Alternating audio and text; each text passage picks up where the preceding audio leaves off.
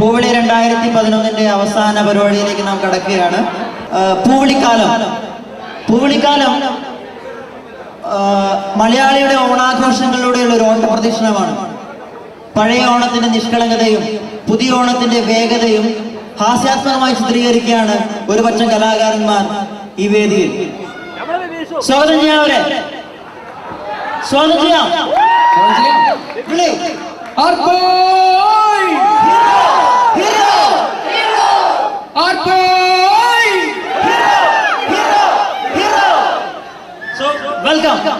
നന്മയുടെയും നിറവിൻ്റെയും കൂട്ടായ്മയുടെയും ആഘോഷമാണ് ഓണം. ഇവിടെ ചില സൂചകങ്ങളിലൂടെ ചില ഓർമ്മപ്പെടുത്തലുകൾ. പൂവിളിക്കാലം.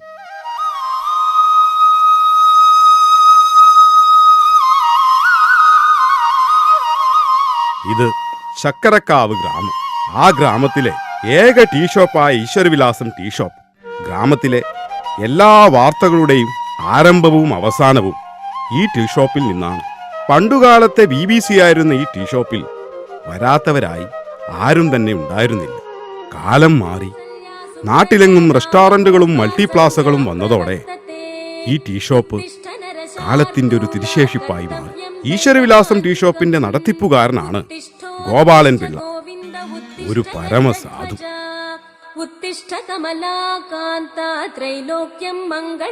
എന്റെ തൃക്കാക്കരപ്പ, നല്ലൊരു ഓണക്കാലമായിട്ട് കാലത്ത് തന്നെ ചായക്കടയും തുറന്നു വച്ചിരിക്കുന്നതാ. വന്ന് ഈ ഗോപാലൻ പിള്ളയുടെ ചായ ഒന്നും നാട്ടുകാർക്ക് വേണ്ടാതായി. ഗോപാലേട്ടോ, ഇതാര് സുന്ദരനാ, കേറി വാ മക്കളെ. എന്തൊക്കെ കൊണ്ടുവരാ വിശേഷം? ഓ, നമുക്കെന്ത് വിശേഷം, നിങ്ങൾക്കല്ലേ വിശേഷം. കച്ചവടങ്ങ് പൊടി പൊടിക്കല്ലേ. എടാ നീ അങ്ങനെ കളിയാക്കൊന്നും വേണ്ട. ഒരു കാലത്ത് എന്നും ഇവിടെ പൂരത്തിന്റെ ജനമായിരുന്നു, അറിയാമോ? പിന്നെ പൂരത്തിന്റെ ജനം വരാൻ ഇവിടെ ഇലഞ്ഞിത്തറ വേളമല്ലേ. എടാ, കാള കിടക്കുമ്പോ കയറോടണ്ട. എടാ, ഓണത്തിനിടയ്ക്ക് വരെ പുട്ട് കച്ചവടം നടത്തിയിട്ടുള്ളവനാ ഈ ഗോപാലൻ. ഓ, അത് പണ്ട്. പക്ഷെ ഗോപാലേട്ടൻ ഇപ്പൊ ഈ ഓണത്തിന് പുട്ടുമായിട്ട് ഇറങ്ങ്, ജനങ്ങൾ അങ്ങ് വാങ്ങിക്കും. എടാ വേണ്ട, നിന്റെ കാലത്തെ ഇന്നത്തെ ഓണം പോലെ അല്ലടാ അന്നത്തെ ഓണം. അന്നൊക്കെ അത്തം പിറന്ന നാട്ടിൽ ക്ലബിന്റെ ഓണാഘോഷത്തിന് കൊടി കയറും. പിന്നെ 10 ദിവസം ഒരു ഉത്സവമാ, ഉത്സവം. ആർപ്പോ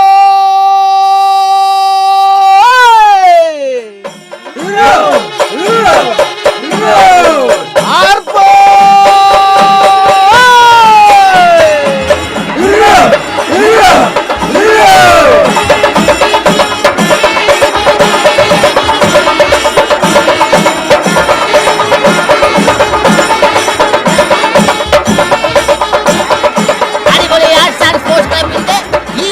ഓണാഘോഷങ്ങളുടെ മുന്നോടിയായിട്ടുള്ള കൊടികയറ്റം ഇവിടെ മഹനീയമായി നടന്നു കഴിഞ്ഞു. അടുത്തത് ഓണാഘോഷത്തിന്റെ ഉദ്ഘാടനമാണ്.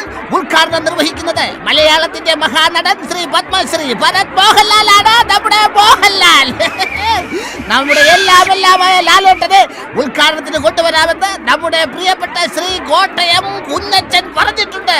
പറഞ്ഞു തീർന്നില്ല, ആ കോട്ടയം കുഞ്ഞച്ചൻ ലാലേട്ടനെ കൊണ്ട് വേദിയിലേക്ക് എത്തിക്കഴിഞ്ഞിരിക്കുന്നു. സംവിധായകൻ ജോഷിയല്ല ചതിച്ചാശാനെ. കുടിച്ച വെള്ളത്തിൽ പോലും സിനിമാക്കാരെ വിശ്വസിക്കരുന്ന് എന്റെ ആശാൻ എന്നോട് പറയുമായിരുന്നു. ആശാനെ, തിരുവനന്തപുരം സെൻട്രൽ ജയിലിൽ വെച്ച് ജയിൽ പുള്ളികളെ നടുവിൽ വെച്ച് ഷൂട്ട് ചെയ്യാൻ കഴിയാതെ വേർത്ത് കുളിച്ചു ചെന്ന ജോഷിയെ ഞാനാണ് മനസ്സിന് ധൈര്യം കൊടുത്ത് എല്ലായിടത്തും കൊണ്ടുവന്ന് കാണിച്ച് ഷൂട്ട് ചെയ്യിച്ചത്. ആ ജോഷിയാണ് ആശാനെ എന്നോട് ചെയ്തത്. ആശാനെ സഹിക്കോ? അയ്യോ, അപ്പൊ ഉദ്ഘാടനത്തിന് മോഹൻലാൽ വരില്ലേ? ചെയ്യും.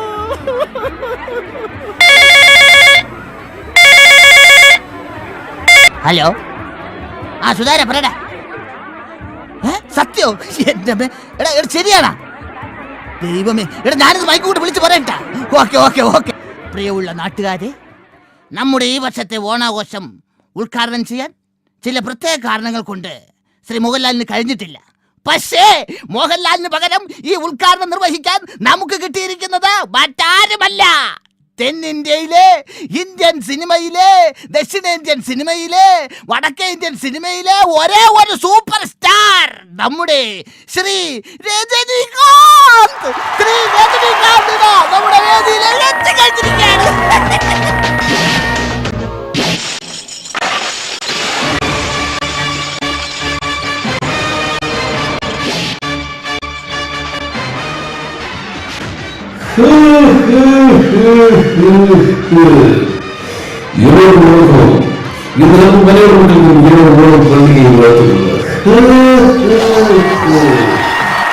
പ്രിയമുള്ളവരെ, അങ്ങനെ നമ്മുടെ ഓണാഘോഷ പരിപാടികൾ തെന്നിന്ത്യൻ സിനിമാ വേദിയിലെ സൂപ്പർ സ്റ്റാറായ രജനീകാന്ത് നിർവഹിച്ചിരിക്കുന്നതാണ്.